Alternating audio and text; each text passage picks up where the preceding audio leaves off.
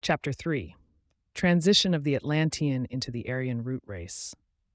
The following communications refer to the transition of the fourth Atlantean root race into the fifth, Aryan, to which belongs civilized mankind of the present day. He only will estimate them correctly who is able to grasp the idea of evolution in its fullest meaning. Everything that comes to the notice of man in his surroundings is in a condition of development. And it must also be remembered that the peculiar characteristic of men of our fifth root race, consisting in the use of thought, has but just been developed. Indeed, it is this root race that slowly and gradually brings the power of thought to maturity. The man of the present makes up his mind and carries out his decision on the strength of his own thought. With the Atlanteans, this capacity was only in preparation. Not their own thoughts, but those which flowed in upon them from beings of a higher kind, influenced their will, which was thus guided, in a sense, from without. He who makes himself familiar with this conception of evolution in regard to man, and who learns to admit that he was, in prehistoric times and as an inhabitant of the earth, of an altogether different constitution, will also be able to advance to the conception of those wholly different beings to whom reference is made in these communications. The development, which is under consideration, occupied enormous periods of time. Details of this will be shown more circumstantially in the following communications. Chapter 3. Transition of the Atlantean into the Aryan root race. What has previously been said about the fourth root race, the Atlantean, refers to the great general mass of mankind. But the latter found themselves under leaders who towered high above them in ability. The wisdom possessed by these leaders, and the powers of which they were masters, could not be obtained through any earthly education, but were imparted to them by entities of a high rank and not pertaining directly to the earth. It was, therefore, quite natural that the great mass of mankind regarded these, their leaders, as beings of a higher kind, as messengers of the gods. For that which these leaders knew and were able to achieve could not have been accomplished by means of human sense organs or human understanding. They were worshipped as divine messengers, and their precepts, commands, and instructions were accepted. By such beings, mankind was instructed in sciences, arts, and the construction of tools. And such divine messengers either directed the communities themselves or instructed such men as were sufficiently developed in the arts of governing. These leaders were said to hold intercourse with gods and to be initiated by these themselves in the laws according to which mankind was to develop. And this was in accordance with fact. This initiation, this intercourse with the gods, occurred at places quite unknown to the populace. Temples of Mysteries was the name given to these places of initiation, and it was from their midst that mankind was governed. That which took place in the temples of mysteries was, accordingly, incomprehensible to the populace, and only very slightly did the latter understand the purposes of their great leaders. The people could, indeed, understand with their senses only what happened immediately on the earth, not what was revealed from higher worlds. Consequently, the teachings of the leaders had also to be clad in a form which was unlike the form used in the communication of earthly matters. The language used in the mysteries between the gods and their messengers was, indeed, no earthly tongue, nor were the forms assumed by the gods in their manifestations of an earthly kind. In fiery clouds did they, the higher spirits, appear to their messengers, in order to instruct them how men were to be guided. Only a man can appear in human form. Entities whose faculties surpass the human level must manifest under forms which are not to be found among those of earth. The fact that the messengers of the gods could receive the revelations was owing to their attainment of the highest degree of development among their human brothers. They had already, in earlier stages of evolution, gone through what the majority of men have yet to experience. Only in a special way did they belong to this contemporaneous mankind. They could assume the human form, but their psycho-spiritual faculties were superhuman in character. They were, therefore, divine human, double entities. Hence they might also be described as higher spirits who had assumed human bodies in order to help mankind further along its earthly path. Their true home was not on the earth. These entities guided man without being able to communicate to him the principles according to which they were leading him. For up to the fifth subrace of the Atlanteans, the original Semites, men had absolutely no capacity whatever wherewith to grasp these principles. Not till the power of thought began to develop in this subrace did such capacity exist. But this faculty developed slowly and gradually. Even the last subraces of the Atlanteans could as yet understand very little of the principles of their divine leaders. They began by having a very vague presentiment of such principles. Consequently, their conceptions and also the laws mentioned in connection with their civic institutions were intuitive, rather than definitely thought out. The chief leader of the fifth Atlantean subrace had for his object to bring it gradually to such a point that it could, later on, and after the disappearance of the Atlantean mode of living, initiate a new one, such as would be completely regulated by the power of thought. Now we must realize that the end of the Atlantean era is characterized by these groups of human entities. There are, firstly, the so-called messengers of the gods, who were advanced far beyond the great mass of people, teaching divine wisdom and performing divine deeds. Secondly, there was the great mass itself, in which the power of thought was in a state of torpor, although it possessed other natural faculties which have since been lost. Thirdly, there was a smaller number of such as developed the thinking capacity. These, it is true, gradually lost the primeval faculties of the Atlanteans, but they developed instead the capacity to grasp in thought the principles of the messengers of the gods. The second group of human entities was destined to die out gradually.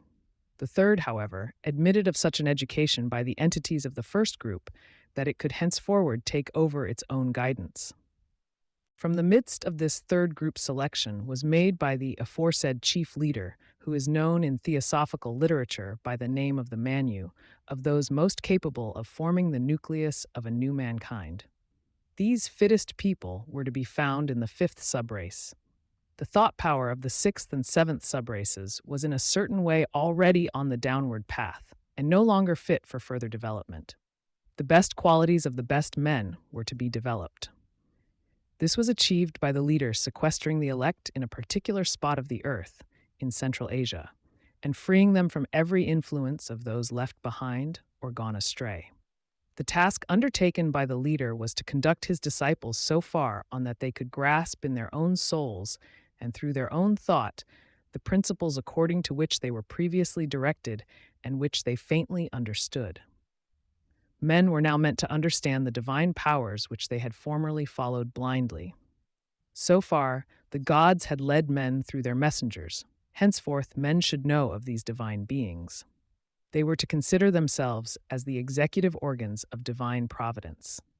This isolated group had to face an important change. The divine leader was in their midst in human form. From such divine messengers, mankind had previously received directions or commands as to what was to be done or left undone. It had been taught in sciences, which referred to what could be observed by the senses. Men suspected the fact of a divine government of the world. They felt as much in their own actions, but they had no clear knowledge of this fact. Their leader now spoke to them quite differently. He taught them that invisible powers governed what was visibly before them, and that they themselves were servants of these invisible powers. That, with their thoughts, they had to execute the laws of these powers, and that the invisible spiritual element was the creator and preserver of the visible material world. Hitherto, they had looked up to their visible messengers of the gods, to those superhuman initiates of whom he who talked to them thus was himself one, and by whom they were directed as to what to do or to avoid. Now, however, they were found worthy of being instructed by the divine messenger of the gods. Powerful was the injunction impressed again and again on his followers. Hitherto ye have seen those who were your leaders, but there are higher leaders whom ye see not, and ye are subject to these leaders. Fulfill the commands of the God whom ye see not, and obey him of whom ye can make to yourselves no image. Thus sounded, from the lips of the great leader, the new and highest commandment, prescribing the worship of a God whom no image visible to the senses could resemble, of whom, therefore, none such should be made. An echo of this great primary commandment of the fifth race is heard in the well-known phrase, "Thou shalt have no other gods before me. Thou shalt not make unto thee any graven image, or any likeness of anything that is in heaven above, or that is in the earth beneath, or that is in the water under the earth." Exodus, chapter 6, 3 and 4. Assisting the chief leader, Manu, there were other messengers of the gods who executed his designs with regard to particular branches of life and helped in the development of the new race. For the object was to arrange the whole of life conformably with the new conception of a divine government of the world. The thoughts of men were to be turned in every respect from the visible to the invisible. Life is determined by natural forces. The course of this human life depends on day and night, winter and summer, sunshine and rain. How these momentous visible facts are connected with the invisible divine forces, and how man should act so as to live in accordance with these invisible powers, all this was shown to him. All knowledge and all work were to be pursued in this sense. In the course of the stars and in atmospheric conditions, man was to see the decrees of providence, the expression of divine wisdom. Astronomy and meteorology were taught in this sense, and man was to bring his work, his moral life, into harmony with the laws of the divine that are so rich in wisdom. Life was ordered according to divine commandments, since in the course of the stars, in meteorological conditions, etc., divine thoughts were fathomed. Man was to bring his works into harmony with dispositions of the gods through sacrificial deeds. It was the intention of the Manu to direct everything in human life towards the higher worlds. All human action, all arrangements were to bear a religious character. In this way, the Manu wished to lead the way to that which constitutes the special task of the fifth root race. This race was to learn to guide itself onward through its own thoughts. Such self-determination, however, can lead to salvation only when man gives his own self also to the service of the higher powers. Man should make use of his thinking capacity, but this power of thought should be uplifted by mindfulness of the divine. To grasp completely what happened at that time, it is also necessary to know that the development of the thinking capacity, beginning with the fifth subrace of the Atlanteans, brought about a still further consequence. In a certain direction, men acquired branches of knowledge and performed acts which were in no immediate connection with what the Manu had to consider as his proper task. These acquirements and arts lacked, first of all, the religious character. They dawned on man at a time when his only thought was to exploit them for his own advantage, for his personal wants. To such acquirements belongs, for instance, that of fire in its application to human industry. At the beginning of the Atlantean era, man had no need of fire, as the vital force was still at his disposal. With this decrease of his ability to avail himself of this force, he was obliged to learn how to fashion his tools and implements from so-called lifeless things. Here, the use of fire became most advantageous, and it was the same with regard to other natural forces. Man had also learned to make use of these forces without being conscious of their divine origin. This, indeed, was inevitable. Man was not to be forced to link these things, which assisted his own mentality, with the divine order of things. This he was rather meant to do voluntarily in his thoughts. The intention of the Manu was, then, to evoke in men a spontaneous need to establish a connection between such things and the higher order of the world. Men could, as it were, choose whether they would exploit the acquired knowledge for purely personal benefit or use it in the religious service of a higher world. Just as man had previously been forced to consider himself as a part of the divine ruling of the world, from which there flowed in on him, for instance, the mastery of the vital force without any need of mental effort, so now he could also make use of natural forces without giving thought to the divine. Of those whom the Manu had gathered round himself, all were not ripe for the change. Indeed, very few of them were so. And only from these could the nucleus of the new race be actually formed by the Manu. It was, then, only with this small number that the Manu retired in order to further their development, while the rest became merged in the general mass of mankind. It was then from this small number of men, thus finally grouped round the Manu, that all the true germs of progress in the fifth root race up to the present time were derived. Thus, however, it becomes plain that the whole development of this fifth root race displays two characteristic features. One of these distinguishes those who are animated by higher ideals and who consider themselves as children of a divine universal power. The other appears in those who make everything subservient only to personal interests, to selfish ends.